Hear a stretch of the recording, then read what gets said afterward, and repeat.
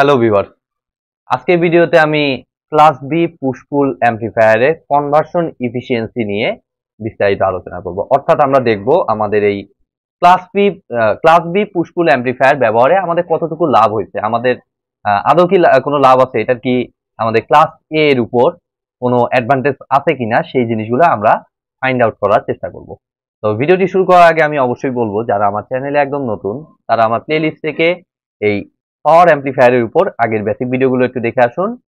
বিশেষ করে আমাদের ক্লাস এতে আমি দেখিয়েছিলাম আমার ডিরেক্ট কাপল ক্লাসে অ্যাম্পলিফায়ার, দেন আমি দেখিয়েছিলাম ট্রান্সফর্মার কাপল ক্লাসে অ্যাম্পলিফায়ার।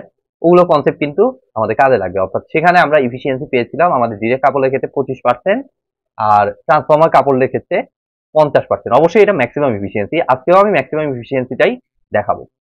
তো দেখুন, এটা বুঝতে হলে আমাদের আমি এখন পর্যন্ত কিন্তু আমাদের এই ক্লাস বি অ্যাম্পলিফায়ারের ক্ষেত্রে আমাদের ওইটার নাম কি, কিউ পয়েন্ট, লোড লাইনে কিউ পয়েন্ট কোথায় হবে সেটা কিন্তু আমরা আমি এখনো দেখাইনি।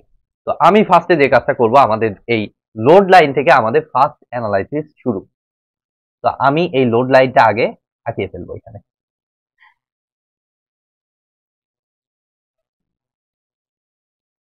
তো লোড লাইনের ইয়াটা কি, কার্ভটা কি, আমরা দেখেছি লোড লাইনের কার্ভটা হচ্ছে লাইক এরকম। লোড লাইনের কার্ভটা হচ্ছে লাইক এরকম, ঠিক আছে। তো এটা হচ্ছে আমাদের লোড লাইনের কার্ভ, এবং আমরা দেখেছি ক্লাসে এর ক্ষেত্রে আমরা কিউ পয়েন্ট নিয়েছিলাম একদম মাঝখানে, এবং সেটা নেওয়ার আমার সিস্টেমটা হচ্ছে সিম্পলি আমাদের এটা জাস্ট যে আমাদের সার্কিটের ভিতরে যে রেজিস্টর, তারপরে ভোল্টেজ টোল্টেজ এগুলো যা কিছু আছে এগুলোকে জাস্ট এমন ভাবে চয়েস করা যাতে আমাদের কিউ পয়েন্টটা মাঝখানে আসে। তো সেগুলো কিন্তু বিজেটির এই কিউ পয়েন্ট অ্যানালাইসিস এগুলো কিন্তু আপনারা জানেন অলরেডি। তো ম্যাথ করার সময়ও এগুলো ক্লিয়ার হয়ে যাবে কিভাবে এটা মাঝখানে নিতে হয়। তো সমস্যা নাই। আমার এটা ছিল হচ্ছে ক্লাস এ অ্যাম্পলিফায়ারের জন্য মিডল পয়েন্টে, আর ক্লাস বি অ্যাম্পলিফায়ারের বৈশিষ্ট্যটা হচ্ছে আমাদের এই কিউ পয়েন্টটা আর মাঝখানে না নিয়ে এটাকে নিতে হবে হচ্ছে একদম এই নিচের দিকে গোড়ায়, অর্থাৎ কাট অফ পয়েন্টে আমাদের নিতে হবে হচ্ছে, আমাদের কাট অফ পয়েন্ট বলতে যেখানে আমাদের আইসির ভ্যালুটা 0 হয়, এদিকে হচ্ছে আমাদের আইসি, এইদিকে হচ্ছে আমাদের আইসি, এই পয়েন্টে বেসিক্যালি আমাদের নিতে হবে হচ্ছে আমাদের। তো আইসির ভ্যালু এখানে 0 দেখতে পাচ্ছেন, মানে এটা কাট অফ পয়েন্ট, এখানেই বেসিক্যালি নিতে হবে হচ্ছে আমার কি নাম এটার, আমার হচ্ছে ইয়াটা কিউ পয়েন্টটা, ঠিক আছে। যেহেতু একটা একটা একটা করে ট্রানজিস্টর আপনি কাট অফ করতেছেন, একটাকে অ্যাক্টিভ রাখতেছেন, তো এই কাট অফ পয়েন্টে আপনাকে ইয়েটা দিতে হবে। তাহলে এখন দেখুন, এখান থেকে আমরা যে কাজটা করব, এটা অনুযায়ী আমাদের ভিসির ইয়েটা আমি দেখানোর চেষ্টা করব। তাইলে আমাদের এইদিকে হচ্ছে ভিসিই,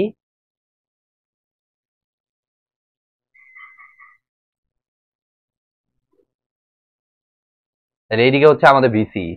তাহলে এখন দেখুন, এখানে ভিসিই অনুযায়ী মানে একটা ট্রানজিস্টরের জন্য এটা অফ, আর একটা ট্রানজিস্টরে কিন্তু আবার কারেন্ট আছে, লাইক এরকম অনেকটা, ঠিক আছে। বাট এভাবে আমরা অ্যানালাইসিস করবো না, আমরা অন্য সিস্টেমে ইয়া করবো, আমরা আইসির কোনো কার্ভই এখানে আঁকাবো না, আমরা জাস্ট ভিসির কার্ভটা দেখুন আঁকানো পসিবল এদিক দিয়ে, তো সেটা আঁকায় আস্তে আস্তে আমরা অ্যানালাইসিস করার চেষ্টা করবো, ঠিক আছে। তো এই পয়েন্টটাতে বেসিক্যালি ভিসির ভ্যালুটা আসবে আমাদের ভিসিসি, কেননা এখানে কোনো রেজিস্টর আমাদের ব্যবহার করা হয় না। পুশ পুল অ্যাম্পলিফায়ারের যে সার্কিটটা, সেখানে যদি আমি শুধুমাত্র ট্রানজিস্টর পার্টটাকে দেখাই, সেটা লাইক এখানে কোনো ইয়াই নাই, রেজিস্টরই নাই, লাইক এই যে এরকম মাইনাস প্লাস, এটা ভিসিসি, পুরো ইয়াটা আমি দেখাইলাম না, জাস্ট অল্প একটু পার্ট আমি দেখাচ্ছি। দেন এটা চলে গেছে ট্রান্সফরমারে, সেন্টার ট্যাপ ট্রান্সফরমারে আমার চলে গেছে। তো এটা কিন্তু অনেকটা লাইক আপনার ওই যে এর আগে আমি ট্রান্সফরমার কাপড় ক্লাসে অ্যাম্পলিফায়ার যে দিছিলাম, অনেকটা সেই টাইপের সার্কিট। অর্থাৎ ভিসিসি থেকে ভিসি ইজ ইকুয়াল টু আমার হবে হচ্ছে, আমরা জানি ভিসিসি মাইনাস আইসি ইন্টু আরসি, তাই না। VC is equal to VCC minus IC into RC.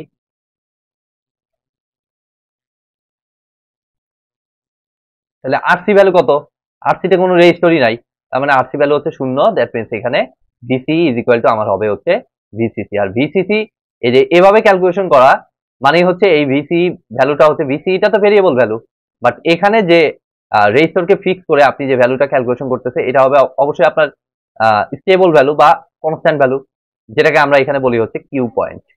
তো এইখানকার কিউ পয়েন্টটা হচ্ছে আমাদের ভিসি, কিউটা হচ্ছে আমাদের ভিসিসি, অর্থাৎ এই পয়েন্টটা হচ্ছে আমাদের বেসিক্যালি ভিসিসি। তাহলে আমরা বুঝতে পারলাম এরকম কিন্তু নিচের দিকে আরেকটা ট্রানজিস্টর আছে, তো এটা গত ক্লাসে দেখাইছি আমি, ওগুলো দেখলেই আপনারা বুঝতে পারবেন। তো দেখুন এখন আমরা যদি এটাকে ভিসির এসি কার্ভটা আমরা দেখতে চাই, তাহলে এটা আমরা দেখেছি একদম শুরু ভিডিও থেকে, যে প্রথমে আমার নামবে, যেহেতু মাইনাস হচ্ছে এসি পার্টে, নেমে দেন এটা আবার উপরে উঠে আমাদের এরকম। তো ডিসি পার্টে অ্যাকচুয়ালি এই ইকুয়েশনটা মানবে, আর এসি পার্টে কিন্তু আমার এইদিকে ভিসিটা কনস্ট্যান্টলি এভাবে কম বেশি হতে থাকবে। ঠিক আছে, তাহলে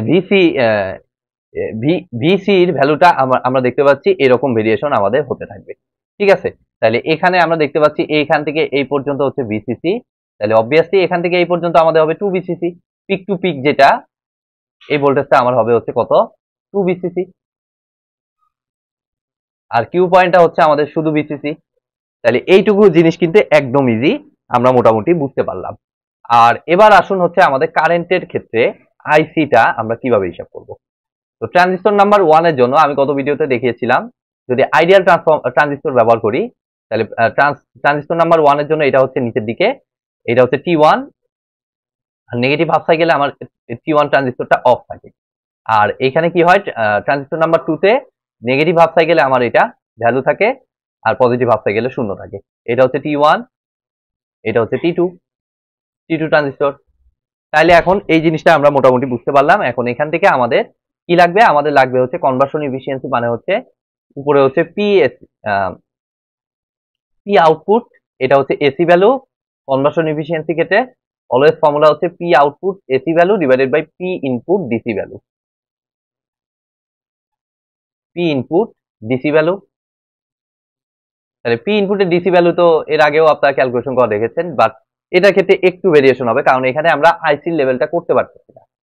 তো এটার জন্য আমরা দেখবো হচ্ছে যে এই কার্ভটার এসি পার্ট থেকে আমরা এটাকে অ্যানালাইসিস করার চেষ্টা করবো। আমরা যদি একটু ভালো মতো এই ইয়াটা দেখি, তাহলে আমরা দেখতে পাচ্ছি এটা হচ্ছে হাফ ওয়েভ রেকটিফায়ার। T1 ও একটা হাফ ওয়েভ, এই যে পজিটিভ হাফ সাইকেলে ভ্যালু আছে, নেগেটিভ হাফ সাইকেলে ভ্যালু আছে, পজিটিভ হাফ সাইকেলে শূন্য। এটাতে পজিটিভ হাফ সাইকেলে ভ্যালু আছে, নেগেটিভ হাফ সাইকেলে শূন্য।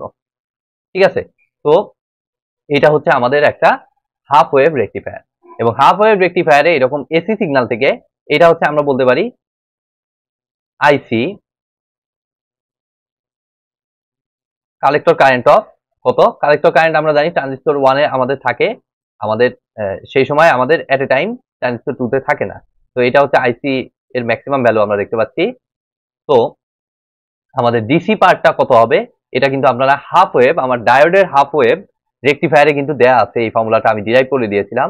হাফ ওয়েভ রেকটিফায়ারের জন্য আমাদের ইয়েটা কত আসে, ডিসি পার্টটা কত আসে, আই এর ডিসি পার্টটা, যেহেতু ইনপুটের জন্য আমাদের ডিসি লাগবে, আইসি ডিসি এই ভ্যালুটা আমার আসে হচ্ছে হাফ ওয়েভের জন্য সিম্পলি ম্যাক্সিমাম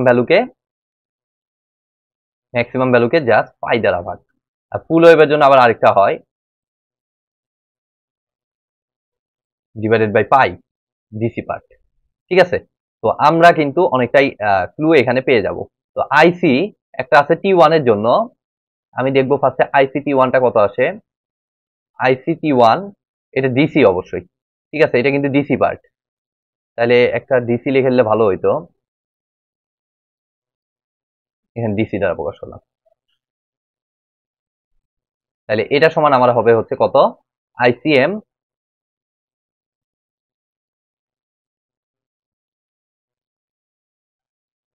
ডিভাইডেড বাই পাই। তাইলে এখন আইসি T2টা কত হবে, T2 অফ ডিসি, যেহেতু আইসির ভ্যালু আমার কার্ভ থেকে আমি পাচ্ছি না, তো আমার এইভাবে ঘুরে পেঁচায় আমার আনা লাগতেছে। তাহলে আইসিএম একই ভ্যালু, এটা তো আর ভ্যালুর কোনো চেঞ্জ নাই, তাহলে আইসিএম ডিভাইডেড বাই পাই। তাহলে আমাদের টোটাল ডিসিটা কত, আমাদের এটা প্লাস এটা এই দুটাকে ডিসি করলে আমরা পাই টোটাল আইসি ডিসি। এটা অ্যাকচুয়ালি আমার আসতেছে কত, এটা অ্যাকচুয়ালি আমার আসতেছে জাস্ট এই দুইটার যোগফল, এই ট্রানজিস্টর 1 এই যে এটা এবং এটার যোগফল, তাহলে এই দুটাকে যোগ করলে আমরা পাচ্ছি 2 আইসিএম ডিভাইডেড বাই পাই।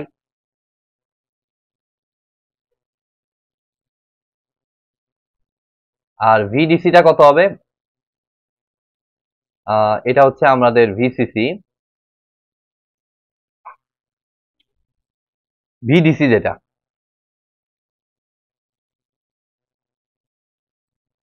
আচ্ছা, এটা আমি এইভাবে না লিখে আমি সরাসরি পি ইনপুটটা হিসাব করব। পি ইনপুটটা তাইলে আমরা দেখুন যদি বের করতে চাই, পি ইনপুট ডিসি অবশ্যই, এটা আমাকে রিটার্ন করতেছে। দেখুন আমাদের ভোল্টেজ লাগবে, তো ভোল্টেজটা কোনটা? আমাদের কুইসেন্ট লেভেলের ডিসি পার্ট, এটা তো ডিসি অ্যানালাইসিস আমরা জানি। তো কুইসেন্ট মানে লোড লাইনের কুইসেন্ট লেভেল যেটা, তো কুইসেন্ট লেভেলে আমাদের কত আছে দেখুন তো, কিউ পয়েন্ট যেটা, এটা আমাদের ভিসিসি। তাহলে ভোল্টেজটা হচ্ছে আমাদের ভিসিসি, ভোল্টেজের সাথে আমরা জানি কারেন্ট গুণন। কোন কারেন্ট গুণন? আইসিডিসি কারেন্ট গুণন। তাহলে আইসিডিসির ভ্যালু কিন্তু আমরা অলরেডি হিসাব করে ফেলেছি, কত? 2 আইসিএম ডিভাইডেড বাই পাই। হয়ে গেল আমাদের এটা 2 আইসিএম ডিভাইডেড বাই পাই। তো এবার আসুন আমাদের পি আউটপুট এসি পার্টটা চিন্তা করব।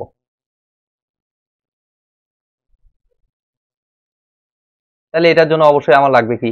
আউটপুট ভোল্টেজ, যেটা হচ্ছে আমাদের এই যে কার্ভে ইয়াতে আছে ভিসি, এটার AC value, sorry RMS value, VC এর আরএমএস ভ্যালু ইনটু, যেমনটা আগের ভিডিওগুলোতে দেখেছিলেন, তো এর সাথে আমাদের আইসির আরএমএস ভ্যালু। তাহলে মোটামুটি দুটোই মনে হয় আমরা পেয়ে যাব, তাই না? একদম সিম্পল। ভিসি এর আরএমএস ভ্যালুটা হচ্ছে আমরা দেখতে পাচ্ছি একদম এই সিগন্যালটার, এই যে ভিসি এর এসি সিগন্যাল, তো এটার হচ্ছে পিক টু পিক হচ্ছে 2 ভিসিসি। তাহলে শুধু পিক হচ্ছে আমাদের কত? 2 ভিসিসি বাই 2 মানে হচ্ছে শুধু ভিসিসি। তাহলে শুধু ভিসিসি হচ্ছে আমাদের পিক ভোল্টেজ, সেটাকে ভাগ দিতে হবে আরএমএস ভ্যালুতে কনভার্ট করতে হলে পিক ভোল্টেজকে আমরা জানি √2 দ্বারা ভাগ দিতে হয়, তাহলে আমরা আরএমএস ভ্যালু পেয়ে যাই। হয়ে গেল। তাহলে আইসি আরএমএস দেখতে হবে এবার। তাহলে আইসির ম্যাক্সিমাম ভ্যালু হচ্ছে আইসিএম, তাহলে আরএমএস ভ্যালু পাইতে হলে এটাকে √2 দ্বারা ভাগ দিতে হবে, তাহলে আইসিএম ডিভাইডেড বাই √2। তাইলে এখান থেকে মোটামুটি আমরা পাচ্ছি VCC IC M divided by 2, VCC ICM divided by √2 into √2 মানে হচ্ছে 2। তাহলে দুটোই আমরা পেয়ে গেলাম। এবার আমরা কনভার্সন ইফিসিয়েন্সি যদি হিসাব করতে চাই, তাহলে এটা আমাকে দিচ্ছে দেখুন পি আউটপুট এসি, যেটা হচ্ছে 1/2, এখানে 1/2 ইন্টু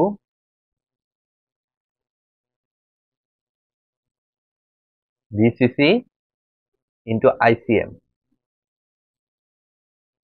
আর পি ইনপুটটা কত? পি ইনপুটটা ডিসি পার্ট যেটা 2 আগে দিয়ে 2/পাই আগে দিব ইন্টু ভিসিসি ইন্টু আইসিএম।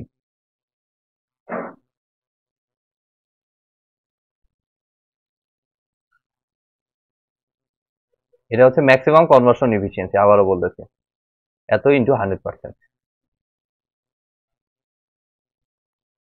তাহলে আমাদের মনে হয় ভিসিসি কাটতে পারি, আইসিএম ও কাটতে পারি। তাহলে এখন এইটাকে উপরে তুললে পাই/4 আসে, পাই/4 ইন্টু 100%, যেটাকে ক্যালকুলেটার দেখুন যদি আমি বসিয়ে দেই, পাই/4 ইন্টু 100%, আমার আসতেছে 78.5%।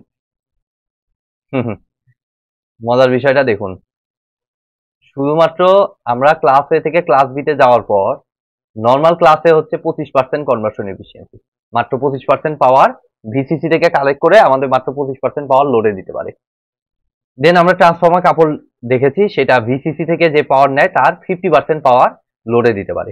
আর push pull amplifier, class B push pull অ্যাম্পলিফায়ারে আমরা দেখতে পাচ্ছি ভিসিসি থেকে যে পাওয়ারটা নিচ্ছে সেই পাওয়ারের 78.5% পাওয়ার আমার লোডে দিতে পারে। মানে এটা ফার বেটার, অনেক বেটার। ওই ক্লাসে অ্যাম্পলিফায়ারের তুলনায় এই পুশপুল অ্যাম্পলিফায়ারটা অনেক বেশি বেটার। এবং এই পাওয়ার অ্যাম্পলিফায়ারের সব থেকে ইম্পর্টেন্ট টপিক হচ্ছে এই পুশপুল অ্যাম্পলিফায়ারটা, যেটা থেকে দেখা যায় যে গভর্নমেন্ট পরীক্ষায়ও কিন্তু কোশ্চেন দেয়। গভর্নমেন্ট পরীক্ষায় এটার এই যে কিভাবে কাজ করে এগুলো নিয়ে কিন্তু কোশ্চেন আসে। তো এটা অনেক বেশি ইম্পর্টেন্ট এই কনসেপ্টটা। তো আই থিঙ্ক আপনারা বুঝতে পেরেছেন। ভিডিওটি যদি ভালো লেগে থাকে অবশ্যই ভিডিওতে একটি লাইক দিবেন, বন্ধুদের সাথে বেশি বেশি শেয়ার করবেন, আর চ্যানেলে নতুন হয়ে থাকলে অবশ্যই চ্যানেলটি সাবস্ক্রাইব করবেন। ধন্যবাদ।